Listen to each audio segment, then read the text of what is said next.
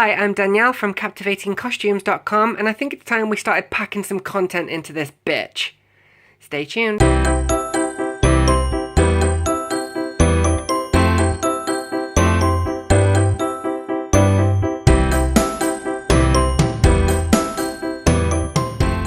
If you'd like to stay up to date with future projects, please don't forget to subscribe to me by clicking the link down here. Also, if you enjoy the particular video you're watching, please give it a like. I like this. Give me a comment as well. I'd like to interact with you all and have a little bit of a chat more. To stay up to date with my YouTube videos and other projects, please head over to Facebook and like my page, Captivating Costumes. And of course, don't forget, for every like, comment and share, I spare a unicorn's life. Just keep that in mind when you make your decisions. So you may not believe it, but we are actually quite close to finishing this project. Once the last few details are done, then it's time to start moving on to programming the electronics, which I can't imagine is going to make for interesting viewing. So basically on the thrower, what I want to do is create the rear grip today, and in order to do that, I need to go to the shop and find some pipe. So let's go to the shop.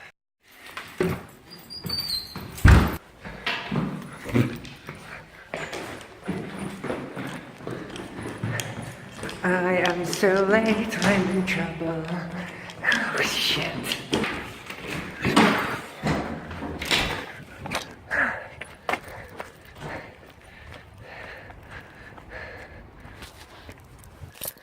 Right, come on.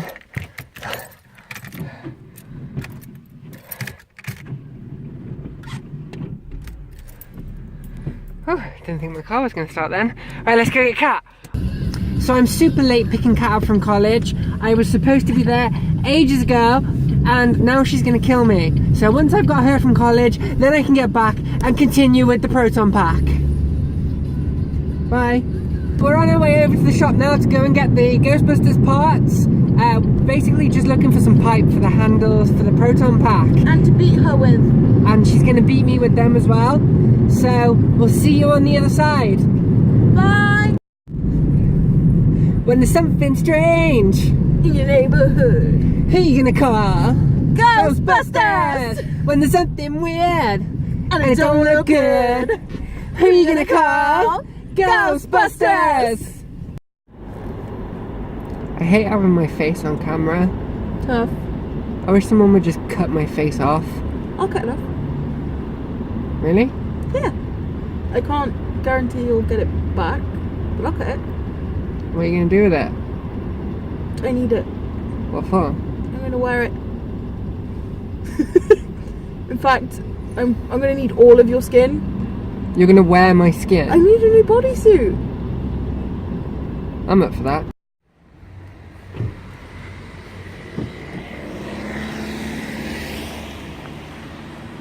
Going to Wix. Because I'm a pro. I need building stuff.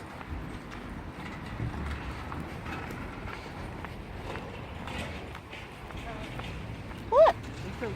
No? No? Welcome. Babe, we totally need a new kitchen. We don't have anywhere to put a kitchen. We could put it in our kitchen. Oh, this way. Dude, it's pink! It's irrelevant. Do we need this? No. How about that? Maybe. No. What about this? It has a Gorilla gorilla. glue is good, yeah, we might get some of that, but not now. Oh. I'm gonna go by the power tools, because that's what I do. Because I can be trusted with these. No, you can't be trusted even if they're not plugged in. Hello. Meow.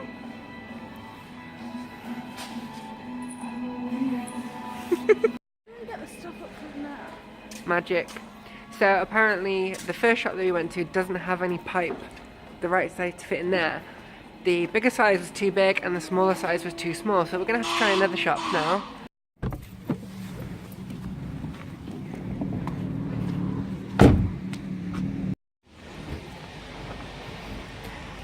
Let's try and fit this in a Clio. I'm bending it. It's bending, but it's not snapping, is it? It's not. I just need to get it in the car. Unlock the boot, please. I can't. I've got the keys. You have got the keys. If I let go, this is going to twat me in the face. That's what I'm hoping for, if I'm honest.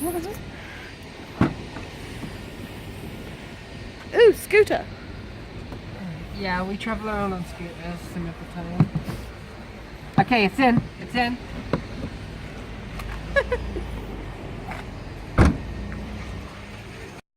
So after the huge mission of going to the shop and getting some 28mm pipe, it turns out it's far too small to fit in the hole. So I've just basically spent £6 on a waste of money, and I have no idea what I'm going to do with 3 meters of 28mm pipe. So I got my 32mm pipe, which I used for the front barrel in that section.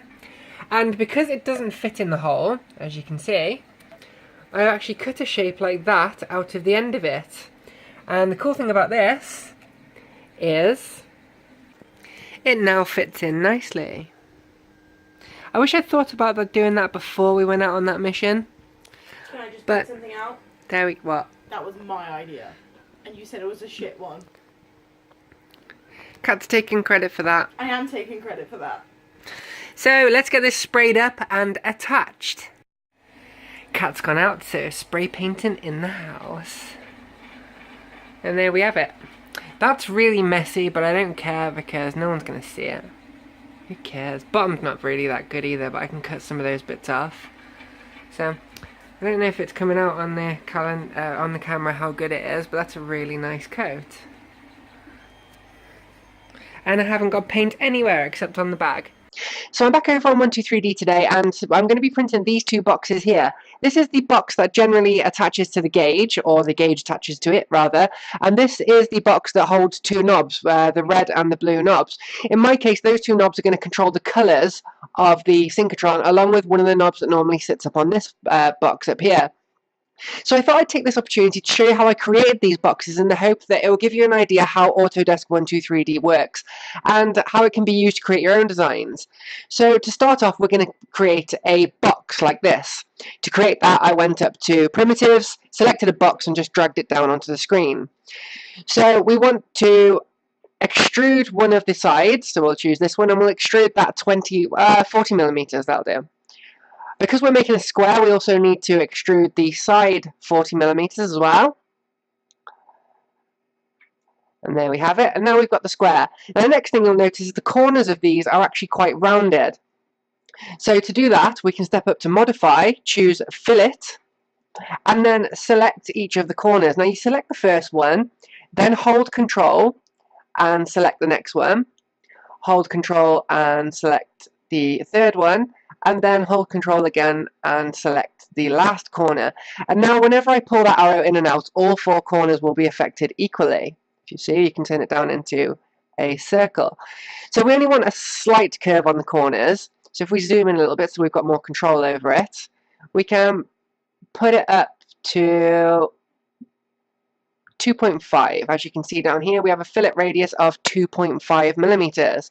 So now that those corners are done, let's give the front face a bit of a curve as well. And the cool thing is, now that I've done these corners, the entire front face is considered one edge instead of four.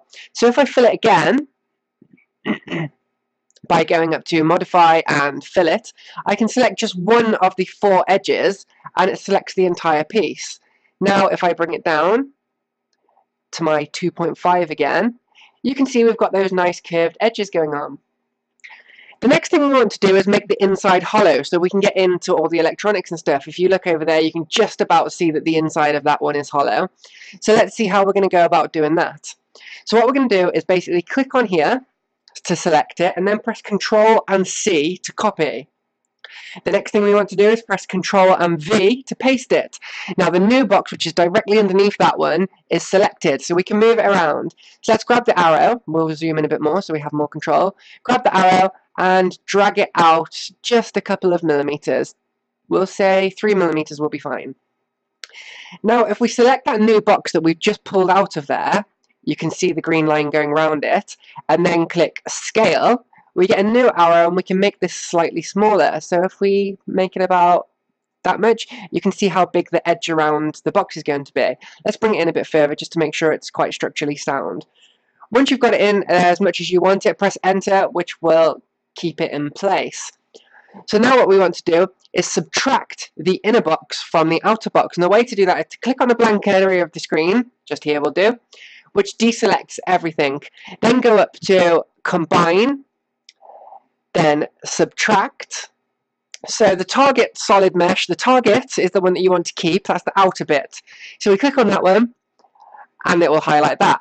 And now you'll notice that this thing up here is requesting the source solid mesh. So we want the inside one. So if we click on that, it will subtract this from this. So if I press enter now, you can now see that we have a nice hollow box. So the next thing we want to do is put holes in the top of it. So if we go up to here, select a cylinder, and just pop that down on the ground for now, we can then, we'll extrude the top of it first. So if we select extrude, click the top, and we can bring it right up here. The next thing we want to do is scale it thinner, because this has to be 5 millimeters wide. So we will use the scale, and if we just pull it in, I'm just averaging 5 millimeters at the moment, but you can use actual measurements. There we go. So this is what we're going to use to create the holes with. So now we need to put it where it needs to go. So let's just move it up here. It's very difficult navigating things on a 3D space. We'll put it inside the box. And then if we click on it, go down to move, we get the up arrow. And we can move it up through the box. And you can see that it is now going through the box. We'll move it over a little bit more. Zoom in because it's jumping around. And that will do nicely. Then again, we will click it to highlight it, Control C to copy, Control V to paste, and then we have a replica of it, and we can move that over for the second bolt, or in that case, the second knob. So those are both in place now. We'll have a look over from the top to see how they look. And they look quite good, so we're happy with that, just for explanational purposes. Again, you can put 2 of these on the bottom, and if you wanted to, you can also click on it, click move, and you can click on it, click move, and rotate it to, we'll type in 90 degrees, and it will move it sideways if you wanted to put a hole in the side and then just move it to the side, but we don't want to do that, so let's go back. So to create those 2 holes, basically we go up to combine again, back down to subtract, and our target mesh, the thing that we want to keep, is this, the whole unit here, so click that. Then the things that we want to subtract is this, and then hold Control and click the second one, and when you press enter, it will create the holes. So you may notice in the front of this I have kind of countersunk holes, and all I did for those was basically take a cylinder and just put it slightly into the thickness of the box, and then subtracted from the box, and it created just a slight dip in the material. So the next thing we want to do is export this as an STL, and then we can convert it to G-code on Cura. So I hope the techniques that I just showed you there come in useful. That's how to create a box. I used a similar thing to create this section, the grip section. I basically created a cylinder, elongated it slightly, then created another cylinder down the middle, subtracted the inner cylinder from the outer cylinder, then put some across it, used a lot of chamfers and all sorts of different stuff, and then that's where it is. But everything that I've just shown you in this video can be used to create what you see there. So just use your imagination, and it'd be interesting to see what people come up with, and hopefully Thingiverse will become slightly more populated with some awesome designs. So let's head back to the project. Now I'll start looking at getting the switch installed, seeing as the handle on the thrower is nearly complete. Now this is what's known as a double pole double throw switch, which is DPDT, and what that basically means is when you press the button, 2 connections are made instead of 1. So basically this switch is able to complete 2 circuits. In my case that will be the Arduino Pro Mini, which will be inside, which will trigger a lot of the lights and stuff, and also the plasma tube. So my idea is to use some of that tube that I bought today, insert that through the handle tube to give it a little bit of contouring. I can't really explain what I mean by that, but you'll see very soon. So let's think about getting this in then. Casually drilling holes in things. Let's hold this with my foot in the hope that I can drill with the other hand. Whoop, cool, that's that done. Does the switch fit? Yay! Okay, cool. Right, the volume control potentiometer doesn't fit through the hole. I always check from the outside because it's easier to get to. So by the looks of it, I'm going to have to make that bigger. So let's drill. Shit, too small. Need a bigger drill bit. Be right back. Right, the hole is now big enough. I didn't have a drill bit big enough to actually make a bigger hole, so I just twizzled that one round a bit until I got the results I wanted to. So if we push the potentiometer in now from the inside, this is fiddly as hell when I only have one hand, we can now see that the threaded shaft is not long enough to get through. The plastic is too thick. Some shit is just sent to try my patience. So more bodge jobbing!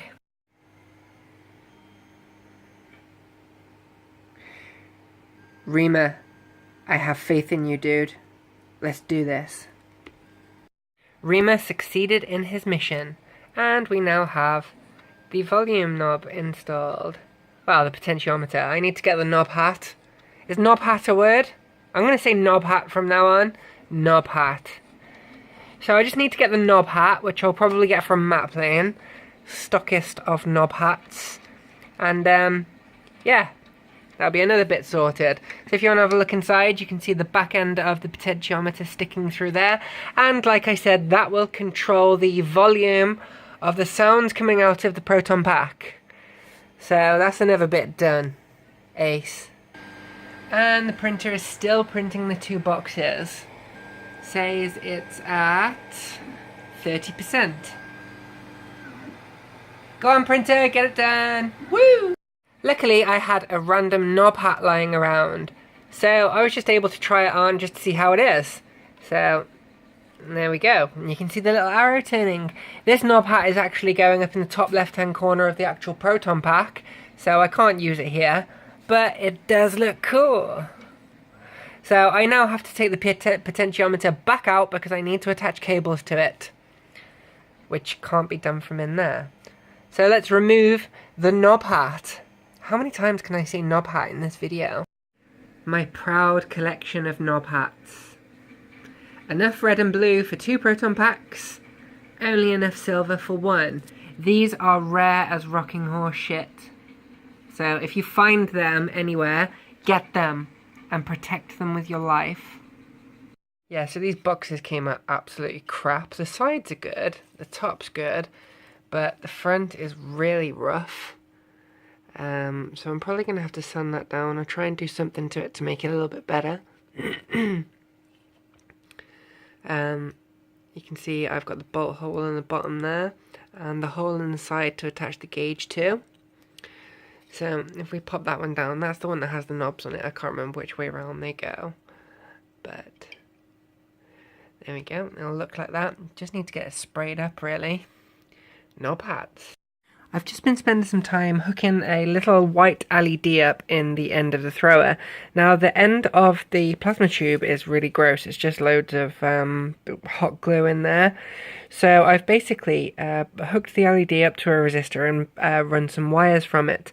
Now I was going to run the wires down the inside of this outer plastic tube, but turns out I can't get any access to it. So I've had to run it out the side of the thrower tip.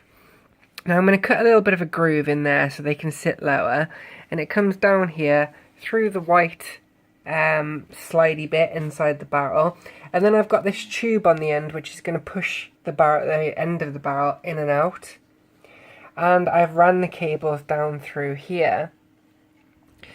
So with the plan that I've got for the end, I should be able to hide these wires quite nicely so they're pretty much invisible, but as well as that they will also be on the bottom so nobody's going to see them anyway.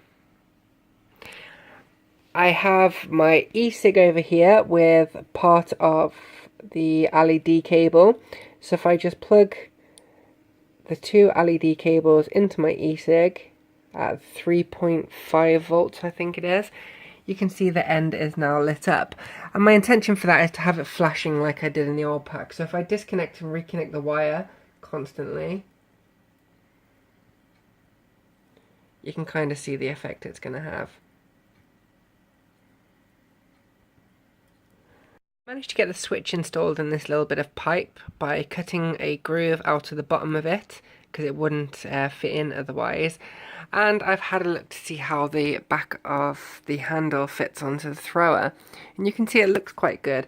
It's literally just wedged in there at the moment, so it'll come out, but I'll probably pop a rivet through there and then underneath as well as loads of hot glue to make it look like welding marks down the sides and cover up the gaps which I've stupidly left in it. Luckily our bathroom has fantastic ventilation, so I'm able to do some spray painting in here. Now I've done one really thick coat of that chrome spray paint that I use, and as you can see that most of the rough parts of these prints has been filled in by the spray paint. I think this stuff's really cool and I highly recommend it. I will show you it in a minute, but I think another couple of coats on that and they'll end up looking really smooth. So fingers crossed for that. Yeah, so even with the chrome spray paint on, they still came out pretty crap, so I think I'm going to have to put a cover over those, which will probably just be a piece of smooth plastic, spray painted silver, which will make them look absolutely fine afterwards. So I'll just show you where these go, show you how the thrower is going to look, and then we'll wind this up. So that's basically where they fit on the proton pack. I've just kind of thrown them in now, just for demonstrational purposes. You can see we've got the gauge here. So I just need to get those bolted down, make a back for that one, and then that's almost all of the cosmetic 3D printy parts done. I just need to do the lid of the toolbox and a bracket up here to hold the pipe that comes down. So yeah, cool. Here's where we're at with the thrower now. You can see the pipe sticking out the back. I've literally just plugged that into there. It's not fastened because I still need to get into there to do the wiring and stuff. My little switch tube is over here, which I didn't get round to doing the wiring on that either today because, well, you've seen how much content is already in the video, and it's Wednesday right now, so I need to get this online. So this is all I have time for this week. As you can see, there's not much left to do on the proton pack now. Perhaps a couple more episodes of the cosmetics part, and then it'll be mostly coding to get all of the electronics working together. So whilst I'm doing the coding, there may be a few weeks without a video. So if you do want to see the pack once it's completely finished, please subscribe to me and switch on notifications so you can see when the video goes up. There will be a video next week and possibly one the week after, and then there might be a little bit of a break. So just stay with me. I don't see the point in uploading a video of just me coding because it would be boring as hell. So for now, that's everything, and see you next time. Love you all.